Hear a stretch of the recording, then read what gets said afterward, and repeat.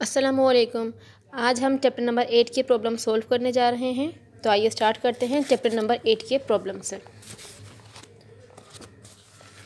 Problem number 1 हमारे पास given है क्या कि how much work is done, कितना वर्क हुआ है to displace horizontally a body 40 metre by a force of 200 Newton.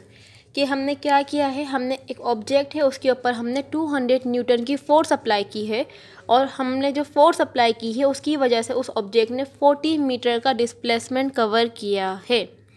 ठीक है, और आगे कह रहे हैं whose angle with the horizontal is 30 degree, कि उसका जो एंगल है जिस ऑब्जेक्ट ने वो डिस्टेंस कवर किया है वो 30 डिग्री के एंगल पे उसने डिस्टेंस कवर किया है। तो हमें ये बताना है कि उस ऑब्जेक्ट ने कितना काम किया होगा। सही हुआ यह है कि यहाँ पे हमारे पास कोई भी एक ऑब्जेक्ट है, इस तरीके से समझे, ये हमारे पास हो जाएगा एक्स एक्सिस और यहाँ पे ये कोई बिना कोई एंगल है, ये हो गया 30 डिग्री। ठीक है, ये हमारे पास एंगल है 30 डिग्री का। इसमें यह है कि एक हमारे पास ऑब्जेक्ट है, हमने क्या किया है उसके ऊपर हमने फोर्स अप्लाई की है। जब हम इसके ऊपर फोर्स अप्लाई करेंगे तो हमारी फोर्स अप्लाई करने की वजह से इस ऑब्जेक्ट ने यहाँ से लेकर यहाँ तक समझे 40 मीटर का डिस्प्लेसमेंट कवर किया है। सही, हमने फोर्स अप्लाई की तो ये यहाँ से लेके यहाँ पे आ गया है, इसने इतना डिस्प्लेसमेंट कवर किया है। तो अब हमें ये बताना है कि इस ऑब्जेक्ट पे कितना काम हुआ होगा। तो आइए बनाते हैं डेटा। क्या क्या गिवन है, जो गिवन है वो हम डेटा में लिखेंगे। तो हमारे पास यहाँ पे डिस्प्लेसमेंट गिवन है, यहाँ हम लिखेंगे एस इक्वल है हमारे पास कितना 40 मीटर। ठीक है, उसके बाद क्या लिखा है कि यहाँ पे हमने जो फोर्स अप्लाई की है वो हमारे पास है 200 न्यूटन। तो हम यहाँ पे लिख देंगे एफ इक्वल है 200 न्यूटन। और बाकी एंड में क्या लिखा था कि whose angle with the horizontal is 30 degree. तो जो हमारे पास एंगल है, एंगल मतलब थीटा जो है हमारे पास वो कितना है, वो है 30 डिग्री। अब हमें फाइंड क्या करना है, अब वो हम लिखेंगे रिक्वायर्ड में। सही, तो हम यहाँ पे लिखेंगे रिक्वायर्ड और हमें क्या रिक्वायर्ड है, हमें यहाँ पे वर्क डन फाइंड करना है। तो यहाँ पे हम लिखेंगे W, मतलब वर्क डन क्या है हमें फाइंड करना है। अब आ जाते हैं सॉल्यूशन पे।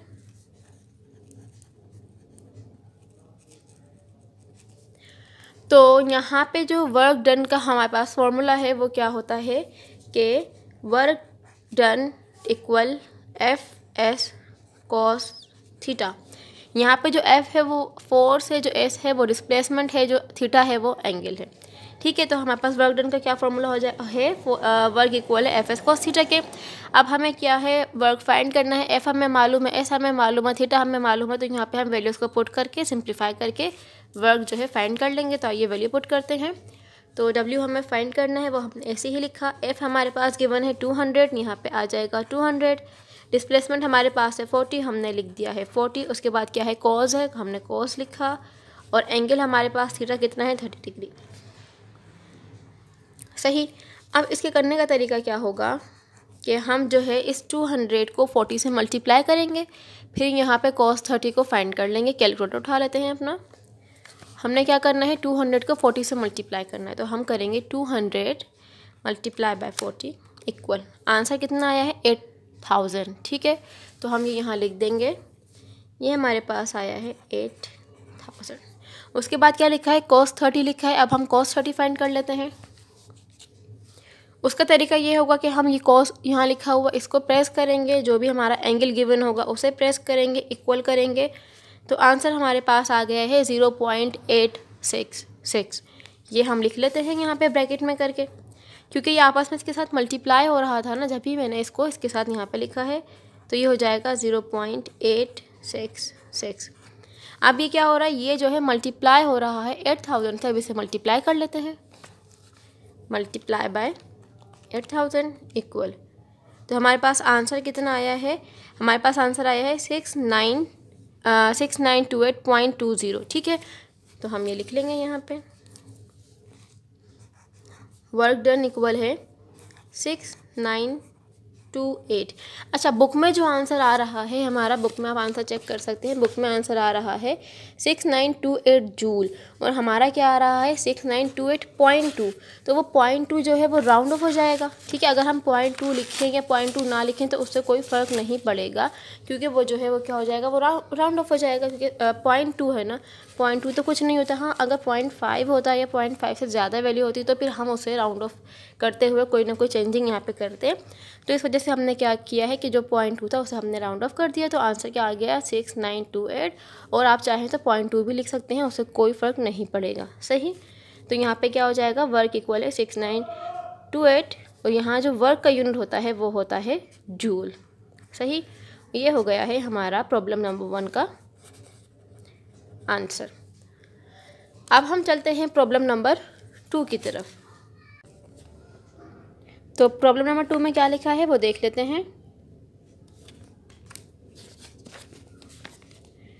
What is the power of an engine that pulls a 1000 kg automobile at a steady speed of 10 metre पर second along a level road? क्या है यहाँ पे, क्या हमें क्या करना है कि एक इंजन है जो कि एक ऑटोमोबाइल जिसका मास हमारे पास 1000 kg है, उसे क्या कर रहा है, उसे पुल कर रहा है एक लेवल रोड पे और किस वेलोसिटी के साथ, 10 मीटर पर सेकेंड की स्पीड के साथ। ठीक है, तो हमें क्या करना है, एक ऑटोमोबाइल है, जैसे कि एक ये सीधा एक कोई रोड है, यहाँ पे एक जो है एक ऑटोमोबाइल है जिसको क्या किया जा रहा है, एक इंजन के ज़रिए आगे की तरफ पुल किया जा रहा है। और जो ऑटोमोबाइल है उसका मास हमें गिवन कर दिया है 1000 kg और जो इस इंजन की जो वेलोसिटी है जिसके साथ उसे आगे की तरफ लेके जाया जा रहा है वो हमें गिवन कर दी है, जो कि है 10 मीटर पर सेकेंड। यहाँ ये कह रहे हैं कि हमें क्या फाइंड करना है, हमें पावर फाइंड करनी है उस इंजन की। तो आइए अब हम बनाते हैं 8.2 का डेटा। तो हमें क्या क्या गिवन है, हमें यहाँ पे मास गिवन है। ठीक है, तो हम लिख देंगे मास इक्वल, कितना गिवन है, मास हमें गिवन है 1000 kg। उसके बाद हमें वेलोसिटी गिवन है v, कितनी गिवन है वेलोसिटी, 10 मीटर पर सेकेंड। सही, अब वो कह रहे हैं कि हमें जो है उन्होंने मास गिवन कर दिया है, वेलोसिटी गिवन कर दी है, वो हमसे कह रहे हैं कि आपको उस जो इंजन है उसकी हमें पावर बतानी है। तो P हमें फाइंड करना है। अब आ जाते हैं सॉल्यूशन। P क्या है, P यहाँ पे पावर है, तो पावर के हमारे अब कौन सा वाला फॉर्मूला अप्लाई करें हमें तो नहीं मालूम, तो उसके लिए हम क्या करेंगे, जो P के फॉर्मूले हैं वो हम यहाँ साइड पे लिख लेते हैं, फिर हम देख लेंगे क्या लगेगा। तो P का जो पहला फार्मूला है, मतलब पावर का जो पहला फार्मूला है वो है W/T। ये यहाँ जो W है वो क्या है, वर्क डन है और नीचे क्या है, टाइम। अगर हम वर्क डन को टाइम से डिवाइड करेंगे तो हमारे पास पावर आएगी। ठीक है, और दूसरा फार्मूला इसका है F/V, मतलब ये कि अगर हम फोर्स को वेलोसिटी से मल्टीप्लाई करवाएंगे तो भी हमारे पास क्या है, पावर। तो इसका मतलब ये है कि पावर के दो फार्मूले हैं, इन दो को ही यूज़ करते हुए पावर फाइंड करेंगे। तो अब चेक कर लेते हैं हमारे डेटा में क्या क्या गिवन है। यहाँ पे हमारे डेटा में जो है हमें मास गिवन है और वेलोसिटी गिवन है। सही, लेकिन अगर हम पहला वाला फार्मूला चेक करें तो उसमें है वर्क डन है और टाइम है, तो ना ही हमारे पास वर्क डन है और ना ही हमारे पास टाइम गिवन है। तो इसका मतलब ये है कि हम ये वाला पहला वाला फार्मूला अप्लाई नहीं करेंगे।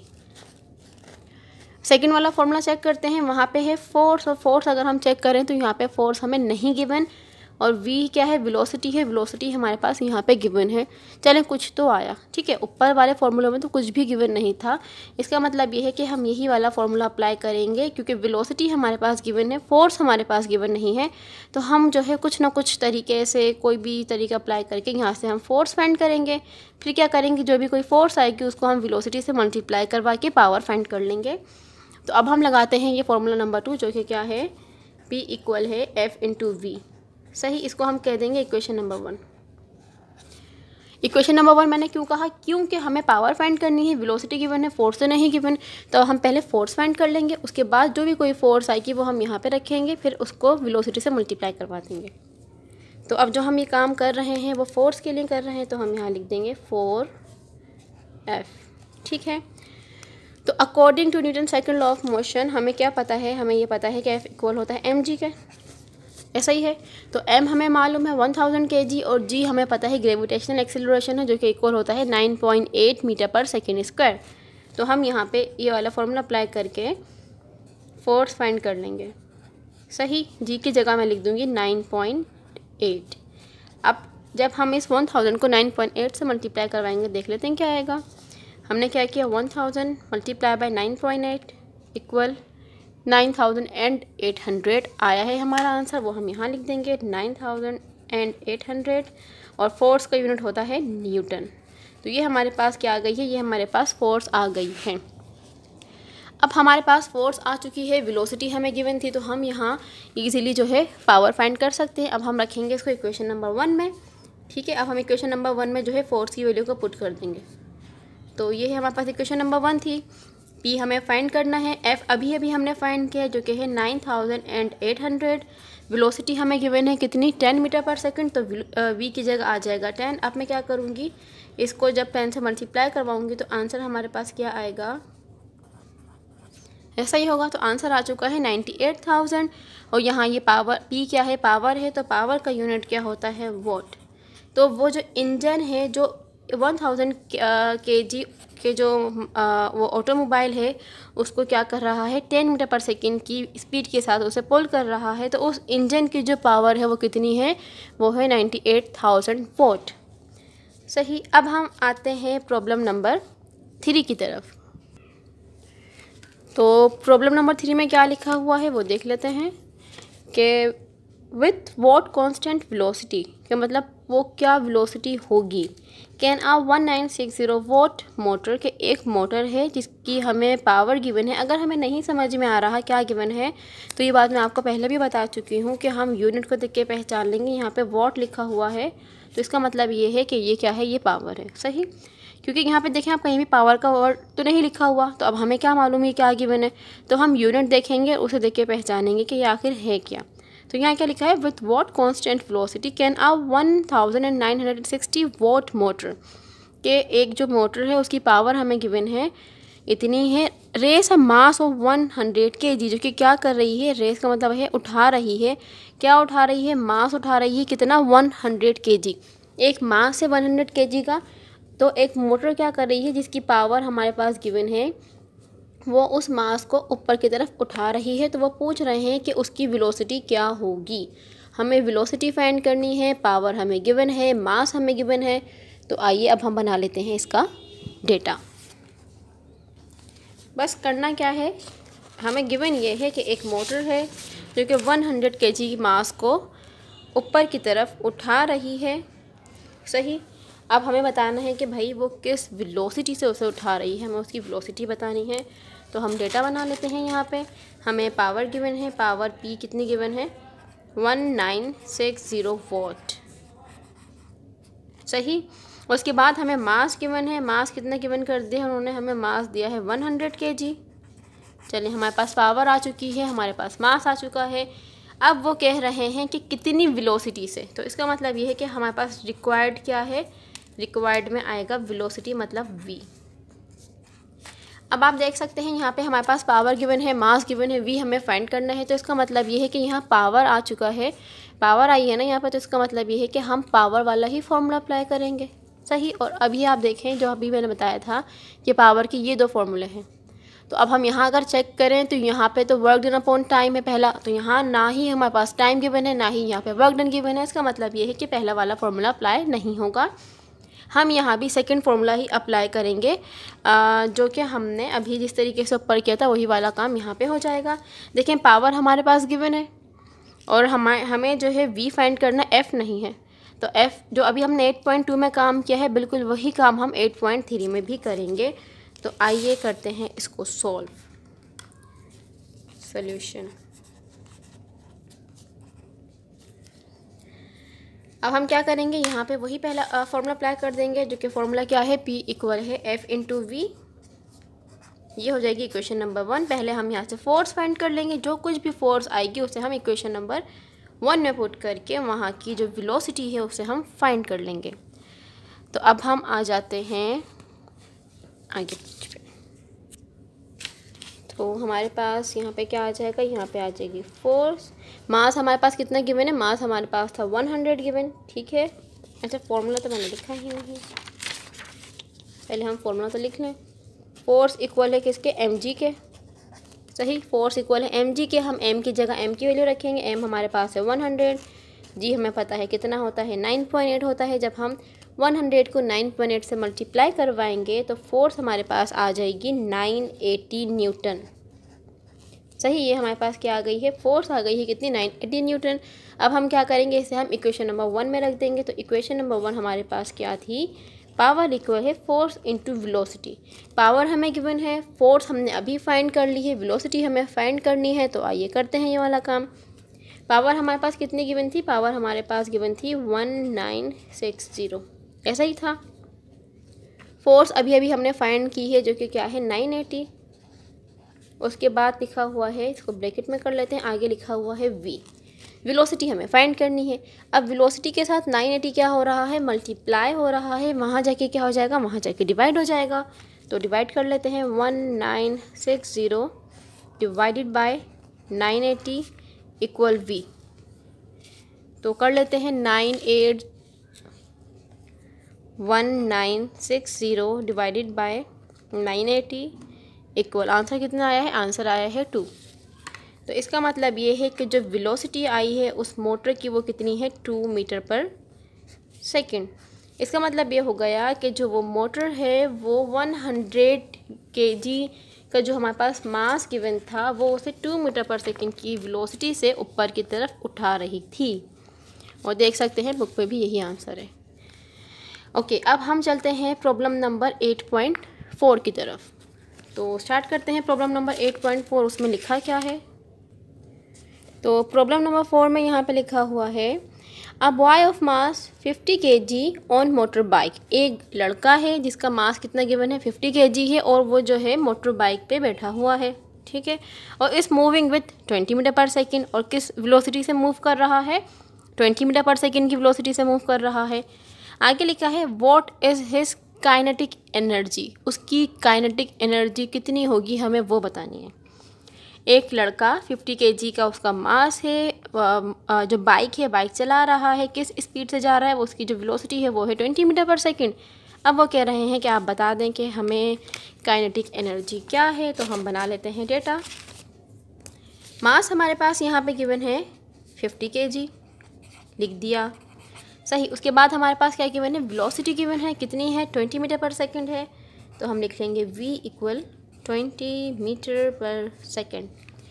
अब वो हमसे कह रहे हैं कि आप हमें काइनेटिक एनर्जी बता दीजिए। तो हम यहाँ पे लिखेंगे रिक्वायर्ड, और हमारे पास क्या रिक्वायर्ड है, हमारे पास है काइनेटिक एनर्जी। ये हमें फाइंड करना है। मास गिवन है, वेलोसिटी गिवन है, काइनेटिक एनर्जी हमें फाइंड करनी है। और काइनेटिक एनर्जी का फॉर्मूला एक ही फॉर्मूला होता है और हमें पता है वो क्या है, वो है कि काइनेटिक एनर्जी इक्वल है ½ mv²। ये आपको याद होना चाहिए। काइनेटिक एनर्जी का एक ही फॉर्मूला है, वो कि क्या है, काइनेटिक एनर्जी इक्वल है ½ mv² के। आप देख सकते हैं 1/2 हमें मालूम है, मास हमें गिवन है, वेलोसिटी हमें गिवन है, हम इनको मल्टीप्लाई डिवाइड करवा के जो है काइनेटिक एनर्जी फाइंड कर लेंगे। तो काइनेटिक एनर्जी ऐसे ही लिखा, 1/2 मैंने ऐसे ही लिखा, m की जगह हम लिखेंगे 50। अच्छा, आप देख सकते हैं सारे जो हमारे यूनिट हैं वो SI यूनिट में ही है। तो इसे मतलब ये है कि हमें इसको कन्वर्ट नहीं करना पड़ेगा, क्योंकि SI यूनिट में मास जो है वो kg में ही होता है और वेलोसिटी जो है मीटर पर सेकंड में होती है।